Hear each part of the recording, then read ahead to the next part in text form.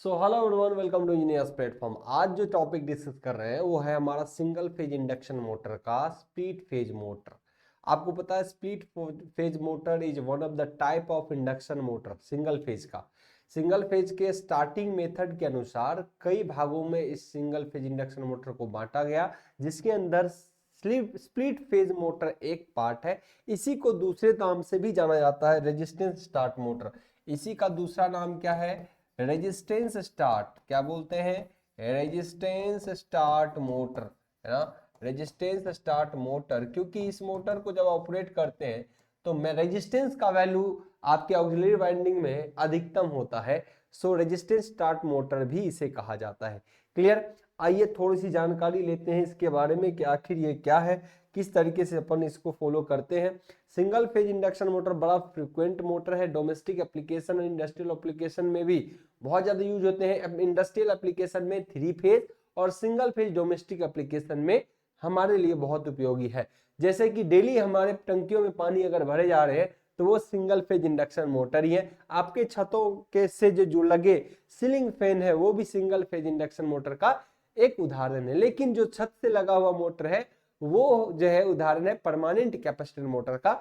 जबकि हम आज चर्चा कर रहे हैं जो आपके पानी टंकियों तक जो पानी पहुंचाने वाला डेली सुबह वाला मोटर होता है, सिंगल फेज इंडक्शन मोटर की चर्चा कर रहे हैं। ओके, आइए तो थोड़ा मैं ब्रीफ में आपको एक चीज बता दूं, क्योंकि ऑलरेडी हम अपने नोट्स में हर चीज आपको बताते हैं। तो आज के टॉपिक में जो मैं आपको कवर कर रहा हूं कि स्टार्टिंग मेथड के आधार पे हमने सिंगल फेज इंडक्शन मोटर को बांटा हुआ है ना।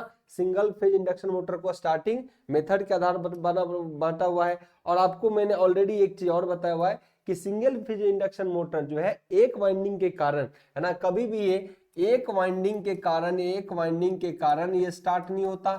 सिंगल फेज सप्लाई या एक वाइंडिंग के कारण स्टार्ट होता है क्या? नहीं होता। तो क्या करते हैं, हमको इसमें 2 वाइंडिंग देते हैं। क्या देते हैं? 2 वाइंडिंग। और 2 वाइंडिंग देके सिंगल फेज को क्या बना लेते हैं? 2 फेज। सिंगल फेज को ही क्या बनाते हैं? 2 फेज बनाते हैं, तभी ये चलता है। Okay, so due to I M, जो आपका मेन वाइंडिंग के कारण उत्पन्न फ्लक्स है वो है फाई एम, है ना, मेन फ्लक्स। और ड्यू टू आई ए, जो ऑक्सिलरी वाइंडिंग में धारा जो जाता है उसके कारण उत्पन्न फ्लक्स होगा, क्या होगा? फाई ए। क्या होगा? फाई ए। ओके, इसी कारण टॉर्क डेवलप होता है। जो टॉर्क डेवलप जो होते हैं phi A into phi M into sine alpha, इसका गुणनफल होता है।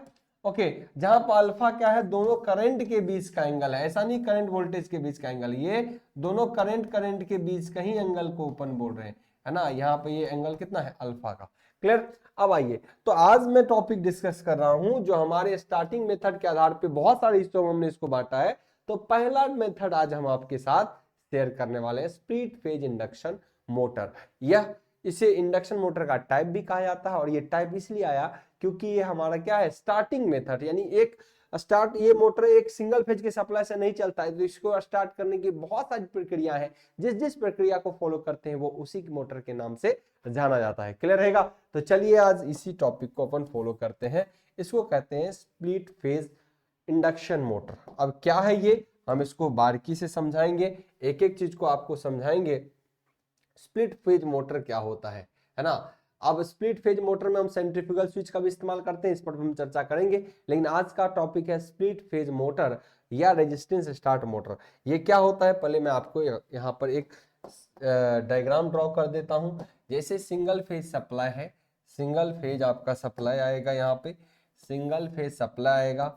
तो एक सप्लाई के कारण एक ही वाइंडिंग है हमारा, यहाँ पे देखिए यहाँ पर एक है हमारा वाइंडिंग, इसी को मेन वाइंडिंग कहते हैं। इसी को क्या बोलते हैं? मेन वाइंडिंग कहते हैं। तो इसको आप बोलते हैं R M, main resist winding, main winding का प्रतिरोध, और यहाँ पे एक्स एम, है ना।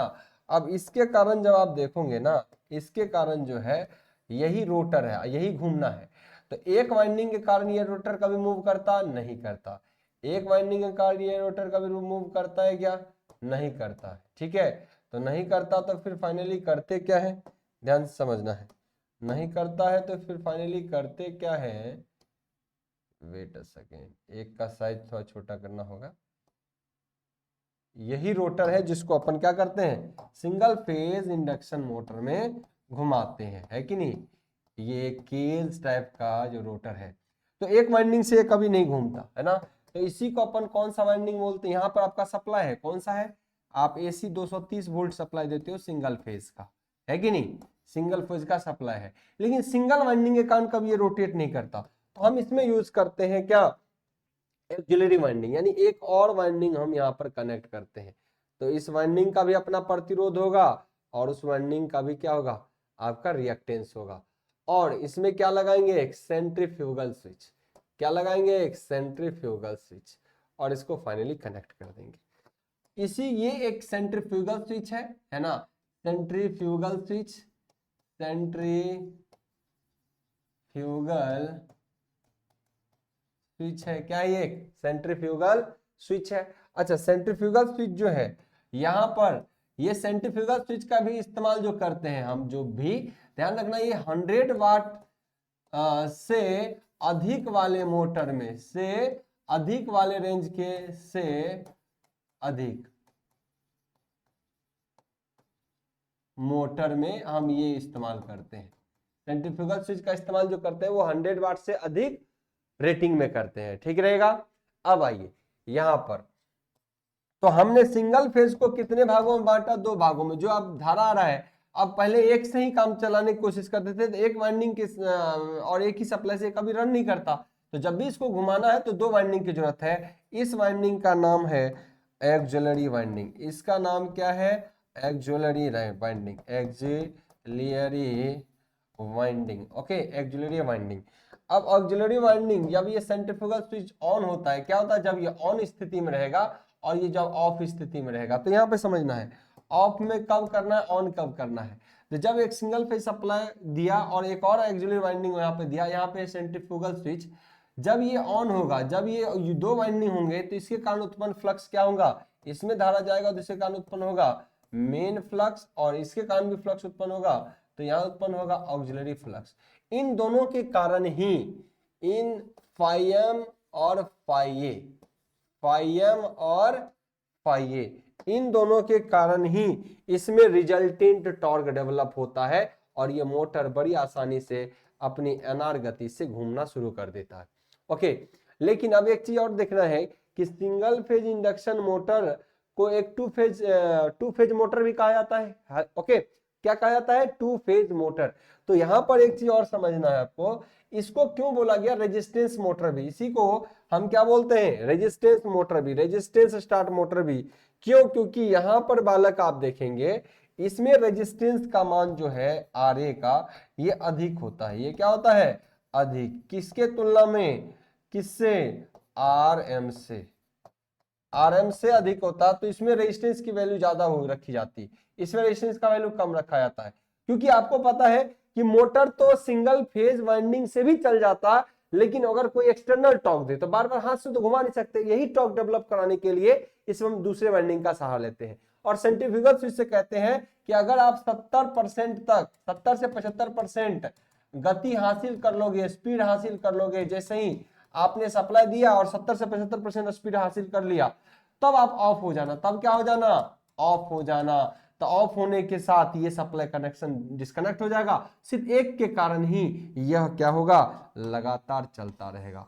सिर्फ एक ही फ्लक्स के कारण क्या होगा, यह लगातार चलता रहेगा, ऑलवेज इन रनिंग। अच्छा, कोई आप बच्चे ये भी क्वेश्चन करते रहता है कि सर आखिर ये 70 से 75% स्पीड जब अचीव कर लेगा, मान लो इस मोटर को चलना है टोटल 100 के स्पीड से और 70 आरपीएम अगर पकड़ लिया है, तब ये ऑफ हो जाता है, तो धीरे धीरे अपने स्पीड को फॉलो कर लेता है, ठीक है। तो क्यों बंद करते हैं, बंद करने के पीछे कॉज क्या होता है, तो उसके पीछे एक ही कॉज होता, क्योंकि जब इसमें भी धारा जाएगा, इसमें धारा अगर आपका ऑक्सिलरी धारा जा रहेगा, तो इसके कारण इस वाइंडिंग में लॉस बढ़ते जाते हैं। कौन सा लॉस, I² ऑक्सिलरी का इनटू प्रतिरोध, ये लॉस के रूप में बेवजह का मशीन में लॉस होता रहेगा। मोटर के अंदर क्या होगा, बेवजह का ये वाइंडिंग लॉस होगा। इसीलिए एक हमने शुरुआती टॉर्क डेवलप करा के इस मोटर को घुमा के उसके बाद अपन क्या करते हैं, बस इस वाले को सेंट्रीफ्यूगल स्विच की मदद से, ऑटोमेटिक स्विच है ये, क्या है, ये एक ऑटोमेटिक स्विच है, ये क्या है,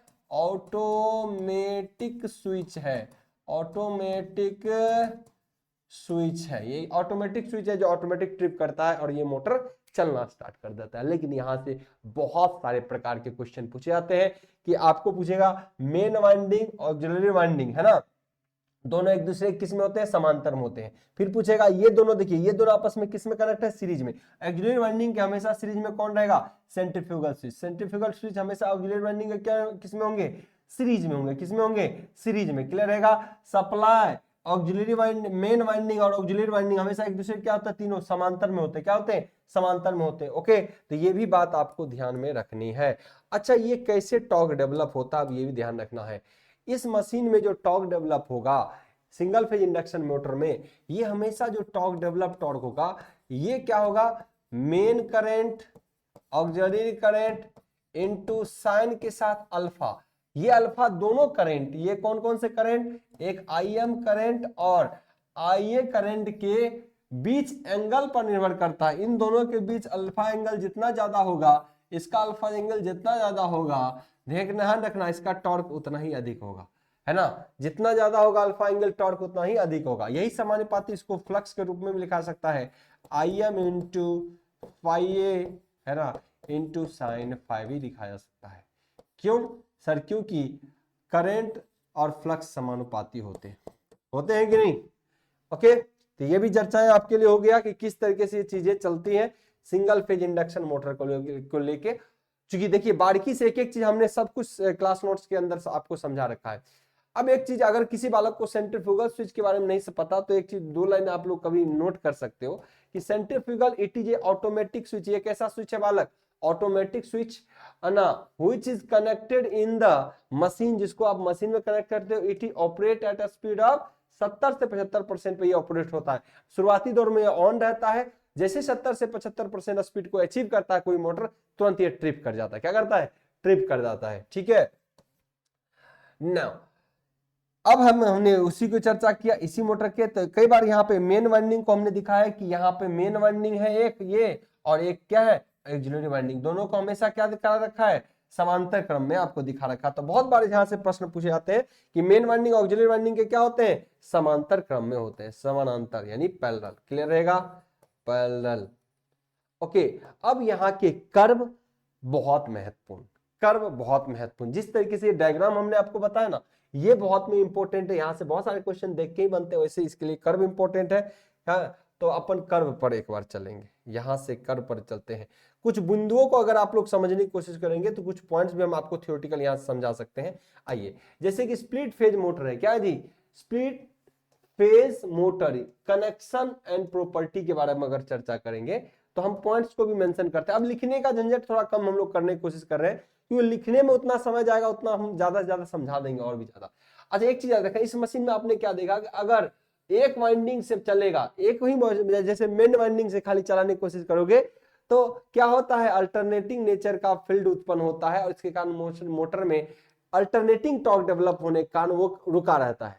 लेकिन जैसे दो वाइंडिंग करते हैं, भले उसको दूसरी वाइंडिंग को बाद में हटा लेते हैं, लेकिन जैसे तो एक वाइंडिंग के कारण क्या हुआ, अल्टरनेटिंग पल्सेटिंग फील्ड उत्पन्न होता है। लेकिन जब दो वाइंडिंग का इस्तेमाल करते हैं तो रोटेटिंग मैग्नेटिक फील्ड डेवलप होता है। इसी को हम लोग बोलते हैं आरएमएफ। किसमें बोलते हैं, आरएमएफ, रोटेटिंग मैग्नेटिक फील्ड, जिसको हमने किसमें पढ़ा है, थ्री फेज इंडक्शन मोटर के अंदर हमने ऑलरेडी डिस्कस करा है। अब यहाँ पे पॉइंट्स को मेंशन हमने कर लिया, सब कुछ एक एक पॉइंट्स आपके लिए इतनी महत्वपूर्ण है, उन सभी जो आपके एग्जाम को लेके महत्वपूर्ण है, उन सभी पॉइंट्स को हमने यहाँ पे मेंशन किया है। कुछ पॉइंट्स को मैं आप पे कौन बोल देता हूं, बाकी सब आपके लिए महत्वपूर्ण है। सभी पॉइंट्स आप लोग जरूर नोट डाउन कर लेना। और इस नोट्स के लिए भी आप इंजीनियर्स प्लेटफॉर्म के टेलीग्राम चैनल को फॉलो कर लीजिएगा। इंजीनियर्स प्लेटफॉर्म टेलीग्राम चैनल पे ये सारे नोट्स मिल जाएंगे, या इंजीनियर्स प्लेटफॉर्म के एप्लीकेशन पर जब आएंगे तो भी आपको ये सारे नोट्स देखने को मिलेगा। ओके, अब यहाँ पे है auxiliary winding and main winding always connected on to in parallel. तो ये सारे जितने मैंने अभी आपको बातें बताया, सभी बातें को यहाँ पे लिख दिया आपके लिए, कोई चीज कहीं समस्या नहीं होगा। Why centrifugal switch is used, यहाँ पर सेंट्रीफ्यूगल स्विच का इस्तेमाल आपने क्यों किया है, इन पॉइंट्स के बारे में भी आपको यहाँ पे मेंशन किया गया है ना। अब सेंट्रीफ्यूगल स्विच क्यों यूज करते हैं इसको भी मेंशन किया है, और यहां पर एक मेंशन किया है कि सेंट्रीफ्यूगल स्विच ऑफ ही क्यों करते हैं, क्योंकि लॉसेस बढ़ता है इसलिए ऑफ करते हैं। क्लियर रहेगा, है ना। उन पॉइंट्स को भी, जितने पॉइंट्स हमने बताए सबको यहां पर लिख दिया है। अब मुझे नहीं लगता किसी बालक को कहीं पे समस्या होगा। कई बार आपको यह भी प्रश्न पूछा है, ये देखिए कि आर ए बटा एक्स और एक्सएम बटा ए दोनों का रेशियो अगर करेंगे तो किसका ज्यादा होगा, तो आर ए ऑक्सिलरी वाइंडिंग का प्रतिरोध बटा उसका रिएक्टेंस, और मेन वाइंडिंग का उसका रिएक्टेंस बटा उसका प्रतिरोध, फिर भी वैल्यू यही ज्यादा होगा। क्लियर रहेगा। चलिए एक चीज यहाँ पे, एक चीज क्या कर रखा है, एक चीज देखना कि हमने ratio of auxiliary winding is greater than main winding. Main winding का जो है इन दोनों का रेशियो ऑक्सिलरी वाइंडिंग के रेशियो में हमेशा अधिक होता है। ठीक है। चलिए इन ऑक्सिलरी वाइंडिंग, अच्छा एक चीज देखो, दो वर्ड और भी समझना आपको। ऑक्सिलरी वाइंडिंग में डोमिनेंसी किसकी होती है? ऑक्सिलरी वाइंडिंग में डोमिनेंसी होती है रेजिस्टेंस के, इसलिए इसको रेजिस्टेंस स्टार्ट मोटर कहा जाता है। लेकिन इसके अंदर अगर आपसे ये पूछ दिया जाए कि मेन वाइंडिंग में किसकी डोमिनेंसी होती है, तो मेन वाइंडिंग के अंदर जो डोमिनेंसी होती है वो इंडक्टर का होता है। किसका? इंडक्टर का, एल का। यहां इस सर्किट में इसीलिए यहां पर दिखा दिया है, इसमें एल की इंडक्टर की डोमिनेंसी है, लेकिन इस वाइंडिंग में रेजिस्टेंस की डोमिनेंसी है। ऑक्सिलरी वाइंडिंग में किसकी डोमिनेंसी है? रेजिस्टेंस की डोमिनेंसी रहती है। क्लियर रहेगा? क्लियर रहेगा। चलिए आइए बालक, अब अपन आपको समझाते हैं कुछ और भी पॉइंट्स।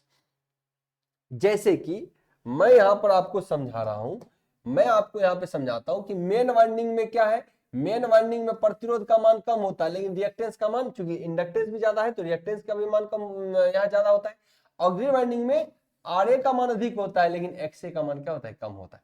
अब हम जानेंगे इस मशीन के लिए स्टार्टिंग टॉर्क क्या होते हैं, अधिकतम टॉर्क या पुल आउट टॉर्क क्या होता है, फुल लोड टॉर्क क्या होता है, सिंक्रोनस स्पीड क्या होता है, कैरेक्टरिस्टिक्स क्या होते हैं, starting current and running current क्या होते हैं, time phase difference and phase winding displacement क्या होते हैं, इसकी चर्चा करते हैं ना।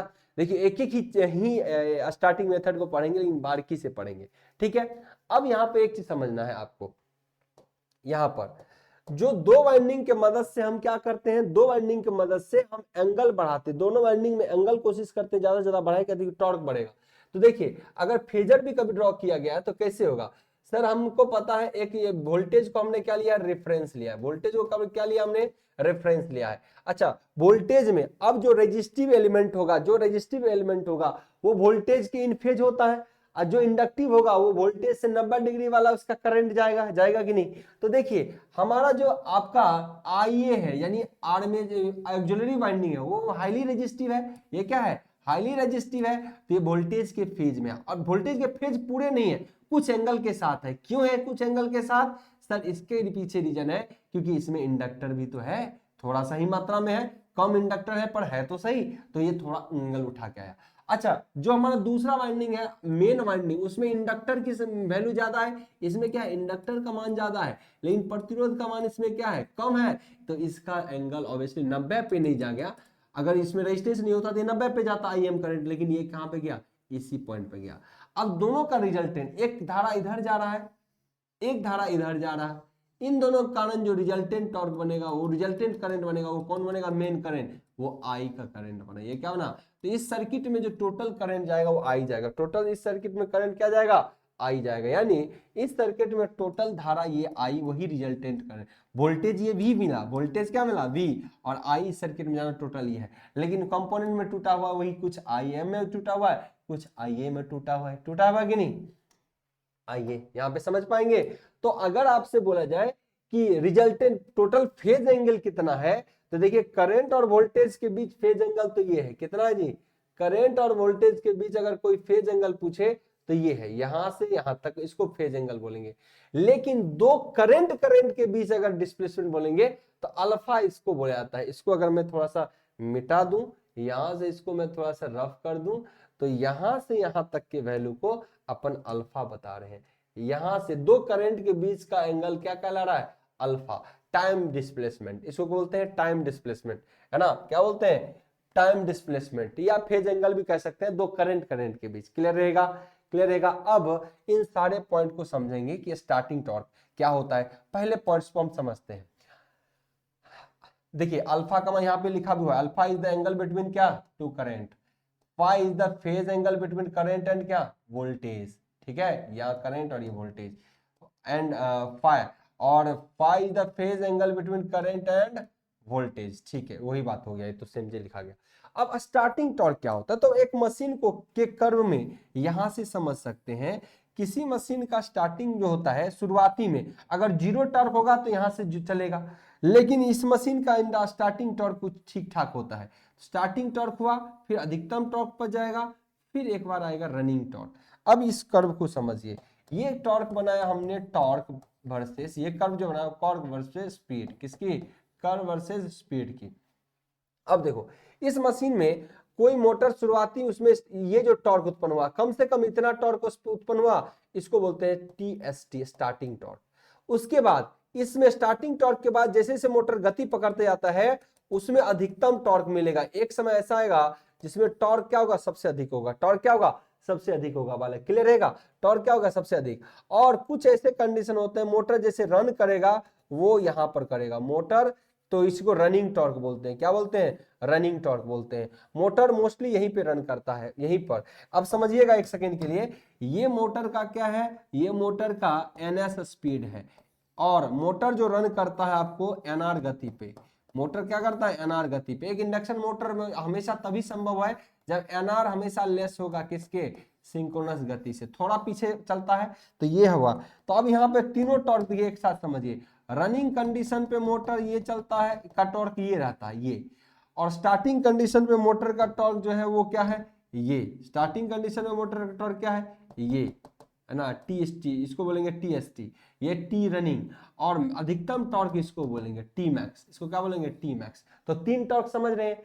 देखिए शुरुआती टॉर्क जो होता है मशीन का, फिर यहां से टॉर्क अधिकतम गया, और जब रनिंग कंडीशन में होता है उस टाइम टॉर्क कम होता है, क्योंकि गति है। कहीं गति बढ़ेगा तो स्पीड टॉर्क घटेगा। शुरुआत में किसी मोटरसाइकिल, एग्जांपल बता रहा हूं, एक मोटरसाइकिल आप स्टार्ट करते हो तो उसमें गति क्या होता है, शुरुआती गति कम होती है तो टॉर्क टान बहुत ज्यादा होता है, कितने भी लोग बैठ जाए उसको खींच लेगा। और जब मतलब बहुत गति में होता है मोटरसाइकिल, बहुत ज्यादा स्पीड में होता है, या कार ही आपका बहुत स्पीड में होगा, तो ऐसी स्थिति में उसकी टॉर्क टान की क्षमता कम होती है। क्लियर, ये भी समझना है। तो जब गति बढ़ेगा तो टॉर्क घटेगा। शुरुआती टॉर्क जो है इसमें अच्छा खासा हो जाता है। तो कई बार प्रश्न आपसे ये भी पूछा जाता है कि इस मशीन में जो है ये इसकी रनिंग टॉर्क से स्टार्टिंग टॉर्क कितना गुना ज्यादा होता है, तो रनिंग टॉर्क से स्टार्टिंग टॉर्क 1.5 टाइम्स अधिक होता है। कितना, 1.5 गुना अधिक होता है। कई बार ये पूछेगा आपके रनिंग टॉर्क से मैक्सिमम टॉर्क कितना गुना अधिक होता है, तो रनिंग टॉर्क से मैक्सिमम टॉर्क लगभग आप कह सकते हो 2.5 गुना अधिक होता है, 2.5 से 3 गुना अधिक होता है। सबका पॉइंट आपको लिखाएंगे। तो रनिंग टॉर्क से स्टार्टिंग टॉर्क लगभग 1.5 गुना, ये लगभग 2.5 गुना 3 गुना होता है। क्लियर रहेगा। चलिए, तो ये अब पहले देखिए स्टार्टिंग टॉर्क समझ में आ गया, कोई मोटर चलते टाइम जो टॉर्क पर गेन करता है उसको starting torque.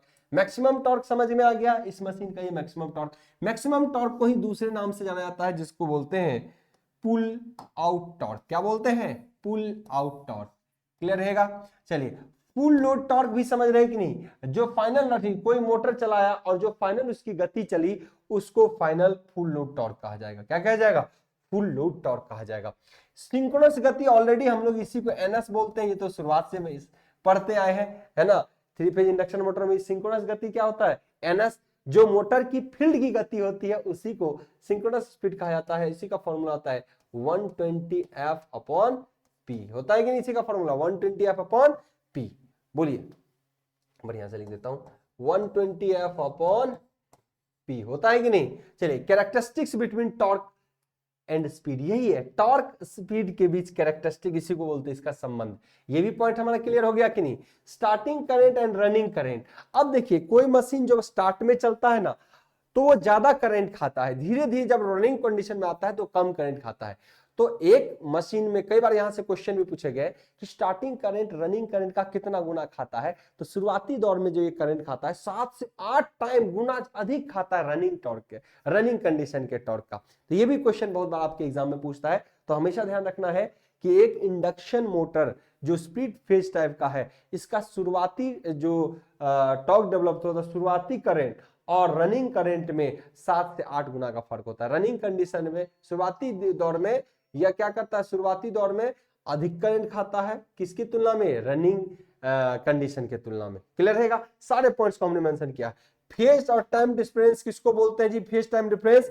Phase time difference हम उन्हीं को बोला गया, किसको क्या बोला गया, कि जो करंट के बीच का एंगल को फेज टाइम डिफरेंस बोल रहे हैं। क्लियर रहेगा। अब यहाँ पर देखिए, यहाँ पर भी हमने देखा रनिंग टॉर्क को यहाँ पर ये मेंशन किया, इसलिए इसको नीचे दिखाया हुआ है ना, इस कर्व में नीचे दिखाया। उसके बाद स्टार्टिंग टॉर्क इससे ज्यादा होता है, मैक्सिमम टॉर्क इससे अधिक होता है। क्लियर रहेगा।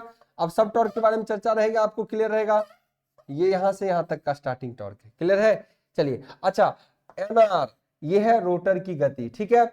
उसके बाद एच लगभग अधिकतम टॉर्क कहां पे मिलता है आपको, जब मोटर, देखिए एक सेकंड और ध्यान से समझिएगा, जब मोटर का 70% पर क्या होता है, ट्रिप करता है, सेंट्रीफ्यूगल स्विच ऑफ होता है, उस टाइम तक मोटर मैक्सिमम स्पीड पर होता है। जैसे ये ट्रिप करता है, क्या करता है, ट्रिप करता है, तो मैक्सिमम टॉर्क फटाक से डाउन डीप चल जाता है। मैक्सिमम टॉर्क क्या होता है, तुरंत से डीप चल जाता है, डीप नीचे चल जाएगा। मैक्सिमम टॉर्क तुरंत क्या होगा, डीप चल जाएगा। ये भी ध्यान रखना है, कई बार यहां से क्वेश्चन पूछा जाएगा। जैसे ही सेंट्रीफ्यूगल स्विच ऑपरेट होगा, अधिकतम टॉर्क फॉल करता है, गिर जाता है। अधिकतम टॉर्क तुरंत क्या करता है, गिरता है, और फिर धीरे धीरे अपने उसी गति को फॉलो करने की कोशिश करता है।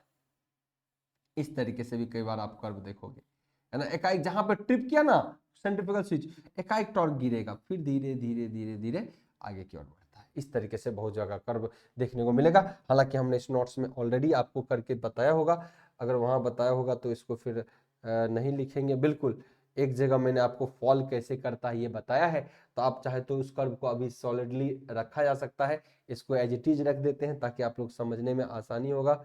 एक सेकेंड, कहाँ गया, है ना। इसको जो है अब बदलेंगे तो शायद नहीं बदलाएगा, नहीं बदलाएगा, कोई बात नहीं, ठीक है। तो ये बात ध्यान रखना। अभी मैं चाहूं तो इसको ऐसे समझा दिया, इसको ऐसे मैं व्हाइट कर दे रहा हूं फिलहाल, है ना। ये आप लोग आगे समझेंगे कि जब आपका सेंट्रीफ्यूगल स्विच जहां पे ऑपरेट होता है, वहां पे टॉर्क क्या हो जाता है बालक, सडनली गिर जाता है, अधिकतम टॉर्क वहीं पे गिर जाता है मोटर में। क्लियर रहेगा। चलिए, क्लियर रहेगा, यहां तक चर्चा एकदम क्लियर है।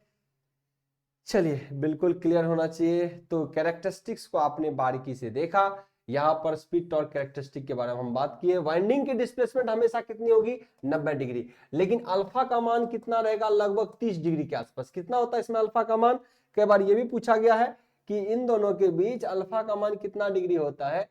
तो अल्फा का मान जो होता है इन मेन करंट ऑक्सिलरी के बीच लगभग 30 डिग्री के आसपास होता है ना। इस टाइप के फेज वाला जो स्प्लिट फेज वाला इंडक्शन मोटर में अल्फा का मान लगभग कितना डिग्री होता है, 30 डिग्री होता है। ठीक ठीक है, क्लियर रहेगा। अब इसी पॉइंट को हमने यहाँ पे लिख दिया है जी, इसी पॉइंट को यहाँ पे लिख दिया है। देखिए हर पॉइंट आपके लिए मेंशन किया गया। स्टार्टिंग टॉर्क 1.5 गुना होता है किसका, फुल लोड टॉर्क का। मैक्सिमम टॉर्क 2.5 गुना होता है किसका, फुल लोड टॉर्क का। क्लियर रहेगा। तो यहाँ पे इमेज में एक चीज ध्यान रखना, थोड़ी सुधार कर सकते हो इस इमेज के अंदर। यहाँ पे इस इमेज में गलती से इसने नीचे थोड़ा कर दिया है, इसकी सुधार कर सकते हैं। क्यों, क्योंकि रनिंग टॉर्क जो होता है उससे अधिक होता है हमेशा स्टार्टिंग टॉर्क। तो रनिंग टॉर्क ये जो है इसको आप यहां दिखा दर्शा सकते, ठीक है, ठीक है। चलिए, तो ये है आपका टी एस टी, जबकि ये टॉर्क है टी रनिंग टॉर्क, और ये है अधिकतम टॉर्क, ठीक है। अब यहाँ पे इस पॉइंट को मेंशन किया, यहाँ पे इस पॉइंट को मेंशन किया। अब स्टार्टिंग करंट को भी हमने यहाँ पे मेंशन कर दिया। देखिए एट स्टार्टिंग, शुरुआत में rotor is a stand still condition, मतलब रोटर जब रुका रहता है, एनआर का मान 0, then at that time machine receive maximum current, लगभग 7 से 8 गुना। इसलिए शुरुआती दौर में मैक्सिमम करंट खींचता है, 7 से 8 गुना ज्यादा करंट खींचता है रनिंग टाइम के। कितना मशीन रिसीव, कितना, 7 से 8 times of its full load running current. Clear रहेगा, क्लियर रहेगा, ओके। तो यानी जब एनआर 0 है, then I equal to 7 to 8 times of full load current. Clear. हमेशा मशीन में एनआर लेस देन किससे होगा, एक कोई अगर इंडक्शन मोटर है तो हमेशा उसका रोटर की गति सिंक्रोनस गति से हमेशा कम होगा। क्लियर रहेगा, यहाँ भी क्लियर रहेगा। अच्छा, यहाँ पे अल्फा को डिफाइन हमने ऑलरेडी यहाँ भी कर दिया है कि ये जो है करंट, दोनों करंट के बीच एंगल जो होता है अल्फा। अब ये अल्फा का मान वेरी करता है, अलग आप देखो कैपेसिटर स्टार्ट मोटर में अल्फा का मान 30 डिग्री से अधिक होता है, लेकिन यहां पर अल्फा का, इस मोटर में फेज स्प्लिट मोटर में अल्फा जो है हम कम ही रखते हैं 30 डिग्री, इसीलिए शुरुआती टॉर्क इस मशीन का टॉर्क उतना अच्छा नहीं होता, तो कैपेसिटर वगैरह के मदद से और हैवी टॉर्क डेवलप किए जाते हैं इस सिंगल फेज इंडक्शन मोटर का। ओके, तो आई होप सब समझ चुके हैं डिफिनेशन। यहाँ पे टाइम फेज डिफरेंस और फेज डिफरेंस को ही अल्फा कहा जाता है। For split phase motor winding displacement में कितना होगा, दोनों में वाइंडिंग डिस्प्लेसमेंट 90 डिग्री का होता है। अब ये भी दो चीज में समझिए, अब बालक यहाँ पे समझिए, इन दोनों में वाइंडिंग की डिस्प्लेसमेंट हमेशा कितनी होती है, 90 डिग्री की। मतलब एक इंडक्शन मोटर में एक वाइंडिंग अगर इधर से है तो दूसरा वाइंडिंग किधर से होगा, इधर से। इसका मतलब ये होता है कि दोनों के बीच जो एंगल का डिस्प्लेसमेंट होता है वो हमेशा कितना होता है, वाइंडिंग का 90 डिग्री। कितना होता है, 90 डिग्री। क्लियर रहेगा। आइए, और लेकिन अल्फा का मान 30 डिग्री। कितना, दो करंट के बीच का टाइम डिस्प्लेसमेंट या फेज एंगल कह सकते हो, दो करंट के बीच का फेज एंगल जो होता है या टाइम डिस्प्लेसमेंट कह सकते हैं, वो कितना होता है, 30 डिग्री। क्लियर रहेगा। तो फेज में बहुत बार ये भी पूछा गया है कि स्प्लिट फेज इंडक्शन मोटर में फेज एंगल कितना होता है। Phase angle in the sense कि दो एंगल के बीच टाइम डिस्प्लेसमेंट कितना, 30 डिग्री, लेकिन दो वाइंडिंग के बीच डिस्प्लेसमेंट कितना, 90 डिग्री। क्लियर रहेगा। क्लियर रहना चाहिए सभी बालक को, है ना। एक एक चीज को मैं क्रिस्टल क्लियर करवा दूंगा। नाउ अब इस सब का गोल, जो रिजल्टेंट गोल मिला है, उसके बारे में थोड़ी अपन चर्चा कर लेते हैं। अब क्या करते हैं, इसको एक बार इस फाइनल गोल को बताते हैं। आज जो हमने गोल हासिल किया, resultant torque with centrifugal switch operate reversal of motor application. आज हम देखेंगे resultant torque with centrifugal switch operation, इसका हम देखेंगे, इसका operation, reversal of motor application, इस पर हम बात करते हैं। देखिएगा, इसमें हम बात करेंगे इसके एप्लीकेशन में, रिजल्टेंट टॉर्क का बात करेंगे विद सेंट्रीफ्यूगल स्विच के साथ, सेंट्रीफ्यूगल स्विच के साथ ये कैसे कर बनाया।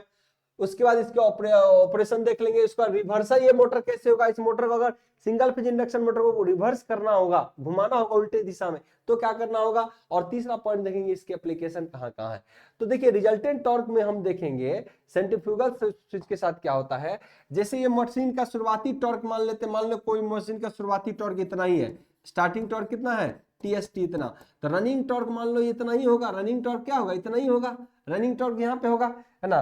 तो अब इसको समझिए, शुरुआती में मोटर जैसे चलना शुरू किया, मोटर ऐसे कर बनाया, मोटर क्या किया, ऐसे कर बनाया, ऐसे बनाया, ऐसे बना, और जैसे लगभग 70% स्पीड को बनाया, तो ये टॉर्क की बात कर रही है, लेकिन गति अगर 70% पहुंचा, फटाक से टॉर्क इसका गिर जाएगा, क्या जो टर्न है वो बहुत गिर जाता है। ये देखिए, टॉर्क फॉल डाउन, एकाएक गिरा। लेकिन कब गिरा, जब आपकी स्पीड 70 से 80% पहुंच गया और आपका सेंट्रीफ्यूगल स्विच ऑपरेट हो गया, तो फटाक से क्या गिरा, टॉर्क गिरा। ये इसको मैं इस टाइप के कलर से देता हूं, ये देखो ऐसा कलर दिखाता हूं।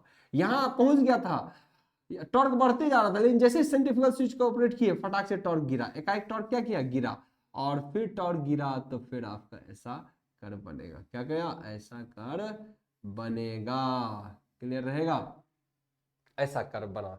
तो फाइनली अगर नहीं सेंट्रीफ्यूगल स्विच का इस्तेमाल करते तो इस तरीके से कर बनता, लेकिन सेंट्रीफ्यूगल स्विच का इस्तेमाल जब किए तो फाइनली हमारा कर्व ऐसा बन गया, ऐसा बन गया। क्लियर है, हर बालों को क्लियर होना चाहिए। तो ये होता है कि हम अब देखेंगे, आज जो हमने टॉपिक अभी देखा, रिजल्ट, इसीलिए बोला गया रिजल्टेंट टॉर्क देखेंगे जब हम सेंट्रीफ्यूगल स्विच को ऑपरेट करेंगे। क्या करेंगे, का ऑपरेशन करेंगे। ठीक है, अब दोनों वाइंडिंग, यहां तक जब कनेक्ट था तो दोनों वाइंडिंग था, मेन वाइंडिंग और ऑक्सिलरी वाइंडिंग दोनों शामिल था, लेकिन जैसे सेंट्रीफ्यूगल स्विच का इस्तेमाल हुआ, कौन हट जाएगा इससे, सर ऑक्सिलरी वाइंडिंग इससे हट जाएगा, खाली मेन वाइंडिंग के कारण फिर जो होगा टॉर्क थोड़ा गिरेगा और इस तरीके से आपका चलेगा। मेन वाइंडिंग यहाँ शामिल है, जब ये कर्व मिला तो आपको मेन वाइंडिंग शामिल है वहां पे। क्लियर रहेगा। ओके, 70 से 80% फुल लोड होगी, तो एग्जैक्ट आप रिजल्टेंट टॉर्क देखने की कोशिश करेंगे तो कैसा बना है रिजल्टेंट, अगर टॉर्क देखने के, ये रहा रिजल्टेंट टॉर्क, एनएस स्पीड पर, ये रहा एनएस स्पीड। क्लियर, ये एन नॉट, ये एन आर, यह है यहां पर सेंट्रीफ्यूगल स्विच का इस्तेमाल किया गया। अच्छा, रिवर्सल ऑफ मोटर कब होगा, जब आप किसी एक वाइंडिंग के कनेक्शन को चेंज करेंगे, दोनों सप्लाई टर्मिनल को खाली बदल देंगे तो दोनों वाइंडिंग के टर्मिनल बदल जाएगा, तो कभी मोटर रिवर्सल नहीं होगा। तो क्या होता है, इंडक्शन मोटर का बार क्वेश्चन पूछा जाता है कि इंडक्शन मोटर कब रिवर्सल करेगा, तो किसी दोनों वाइंडिंग में किसी एक वाइंडिंग को रिवर्स करने पर मोटर की दिशा बदलेगी। तो for a reversal of motor rotation any of one winding should have received there connection. Okay, next अगला पॉइंट कह रहा है application of split phase induction motor. तो यहाँ इसका उपयोग कहाँ कहाँ करते हैं, तो वॉशिंग मशीन में, एयर कंडीशनिंग में, फैन में, फूड मिक्सचरिंग में, स्मॉल ड्रिलिंग मशीन में, सेंट्रीफ्यूगल पंप्स के अंदर, ब्लोअर के अंदर। इसके एडवांटेज क्या है, ऐसा मशीन सस्ता होता है, इसकी लॉक मेंटेनेंस होती है, मेंटेनेंस क्या है, सस्ता होता है। इसका एडवांटेज क्या है, स्टार्टिंग टॉर्क पुअर होता है। इसका डिसएडवांटेज क्या है, स्टार्टिंग टॉर्क पुअर होता है। डिसएडवांटेज क्या है, स्टार्टिंग टॉर्क पुअर होता है। अभी बहुत बच्चा कहेगा कि सर रनिंग से तो ज्यादा ही है, लेकिन शुरुआती में उतना टॉर्क नहीं हासिल करते। जब कैपेसिटर लगा देते हैं तो शुरुआती में ही इतना टॉर्क उत्पन्न हो जाता है, इतना टॉर्क उत्पन्न हो जाता है। रनिंग टॉर्क का 3 गुना 4 गुना टॉर्क भी उत्पादन किए जा सकते हैं, जो कि इस मशीन में नहीं हुआ। इस मशीन में रनिंग टॉर्क का सिर्फ 1.5 गुना टॉर्क उत्पन्न हुआ है।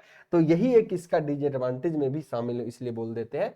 तो ये मत समझो कि आप लोग ये मत समझना कि स्टार्टिंग टॉर्क पुअर है। सर आप लोग कहोगे सर रनिंग से तो बढ़िया ही है, रनिंग से बढ़िया, लेकिन कितना है, 1.5 गुना है ना। हम चाहते हैं और टर्न जो कि मिलेगा मुझे कैपेसिटर लगाने पे, तो उसको बोलेंगे कैपेसिटर स्टार्ट मोटर। फिर बोलेंगे 2 कैपेसिटर लगा देंगे, बोले 2 वैल्यू कैपेसिटर मोटर, है कि नहीं। तो ये बात ध्यान रखना। अब तो कैपेसिटर स्टार्टिंग टॉर्क पुअर है और जो है 1.5 टाइम ऑफ फुल लोड का मिलता है। क्या होता है, 1.5 times of full load torque का मिलता है। तो ये दूसरा पॉइंट नहीं हुआ, पहला ही पॉइंट हुआ, इसी के बारे में बताया गया है। या फिर आप इसको दूसरा पॉइंट भी मान सकते हो, स्टार्टिंग टॉर्क पुअर है, जो कि कितना है, 1.5 time of full load torque. Clear रहेगा, क्लियर रहेगा। तो इस तरीके से आप चीजों को समझ सकते हैं। हालांकि हमने बहुत सारे यहाँ पे इसके कंपैरिजन भी दिया है कि इस टाइप का मोटर क्या होता है, लेकिन जब हम फुल आपको पढ़ाते हैं क्लास के अंदर एप्लीकेशन पे, तो आपको सब जानकारी मिलती है। ये तो उससे रिलेटेड है। आई होप सो चीजें एकदम क्रिस्टल क्लियर रह चुका होगा। एक एक चीज आपको हमने बारीकी समझाए हैं, कहीं कोई समस्या नहीं होनी चाहिए। उम्मीद करते हैं सारी जानकारी आपके लिए फ्रूटफुल रहा होगा। So this is all about resistance start motor और स्प्लिट फेज इंडक्शन मोटर। उम्मीद करते हैं लगातार जुड़े रहिए, इंजीनियर्स प्लेटफॉर्म के एप्लीकेशन के साथ जुड़िए। बेस्ट से बेस्ट कंटेंट भारतवर्ष के अंदर जो मिल सकता है वो मैं आपको प्रोवाइड करने की कोशिश करता हूं, और उम्मीद रहता है और हमारी पूरी कोशिश होती है कि हर बार कुछ ना कुछ बेहतर दिया जाए। तो सभी चीजों के लिए, खासकर इलेक्ट्रिकल इंजीनियरिंग के लिए, आप लोग जरूर जुड़ेंगे engineers platform bye Rajkamal sir. Okay, चलिए मिलते हैं आपसे अगले सेशन में। तब तक के लिए bye bye, take care, thank you.